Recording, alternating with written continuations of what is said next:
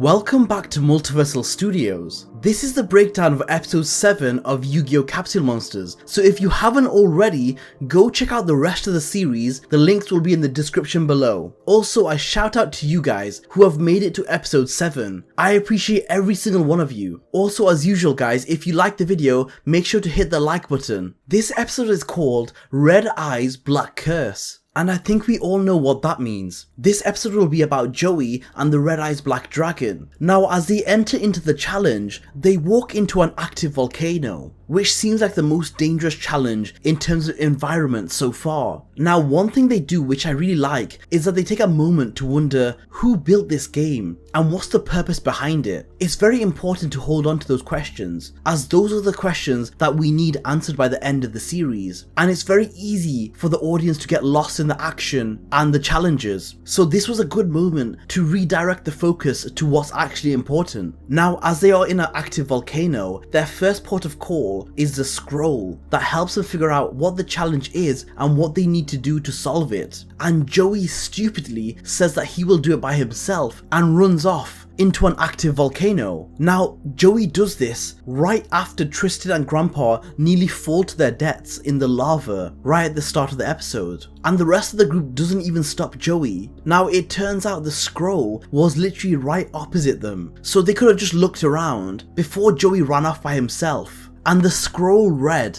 "To gain the prize of thy desire, locate the peak that spits fire. The blade of chaos thou must release to bring about a lasting peace." Now, to gain the prize, it's referring to completing the challenge, and the peak that spits fire is obviously at the top of the volcano, where they must release the blade of chaos. Now, it sounds pretty straightforward, but this episode has a great way of twisting the words and makes you believe that everything is not what it seems. Now, as Grandpa, Yugi, Taya and Tristan climb to the top of the volcano, which is where they see the blade, Tristan actually falls off and heads straight into the lava, but at the last second he touches a capsule and he gets Thunder Dragon, which is awesome. Now, I honestly love the fact that Taya and Tristan don't have defined decks like Joey and Yugi do, because that means they get capsules which are a bit more random and so much more fun, whereas Joey literally has Baby Dragon, Flame Swordsman, and he's probably going to get Red Eyes based on the title of the episode, which are all from his already existing deck. Now, Joey, whilst alone, gets attacked.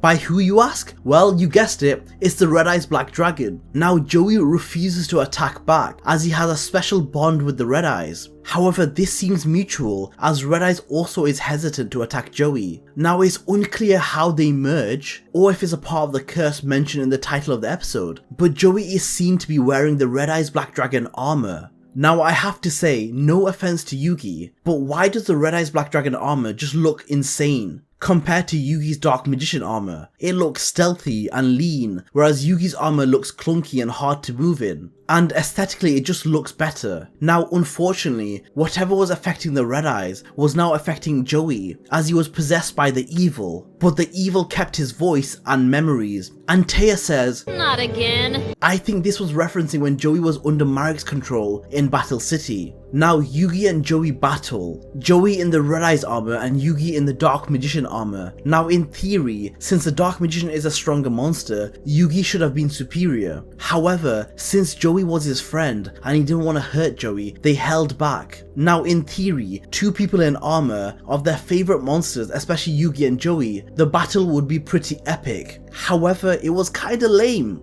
This was pretty much it. So as cool as the concept was, it wasn't really that cool seeing it in action. Now, whilst Yugi and Joey are preoccupied fighting, the rest of the crew try to free the sword at the top of the volcano. However, no matter how hard they tried, the sword wouldn't budge, which means there's an extra element to this challenge they haven't discovered yet. Now, once Yugi and Joey clash, Yugi is able to speak to the real Joey, which is trapped inside, and he basically tells us everything we've already figured out, but he gives Yugi permission to take down his possessed body, as that's the only way to stop Joey. And Yugi does exactly that, and it ends up separating the dragon from Joey. Now once the Red Eyes Black Dragon was free from Joey, it was still corrupted and ended up attacking Yugi. Now Yugi repelled the attack by using magical cylinders, which is a trap card. Now based on Yugi using this, I believe Yugi has access to any spell and trap cards which are linked to the Dark Magician, which just makes him super powerful. However, whilst this was happening, the sword at the top of the volcano that they needed to complete the challenge sank into the volcano, which in theory means they failed. However, there was a second sword stuck in the Red Eyes, which was causing it to act aggressively, chaotic even. Now this sword should definitely be a Yu-Gi-Oh equipped spell card because it looks awesome, but unfortunately the Blade of Chaos isn't a real card. Now once the sword has been pulled out of the Red Eyes, they successfully complete the challenge, and Joey even gets a new capsule monster, which is the Red Eyes. So it turns out the blade at the top of the volcano was actually a fake, and it was only there to throw off the challenges. Like I said, it's not what you expect. Now in this episode, Tristan receives Thunder Dragon and Joey receives Red Eyes Black Dragon, and we also get to see Joey in cool new armor. I wish Red Eyes could fuse with Joey further on in the other episodes. However,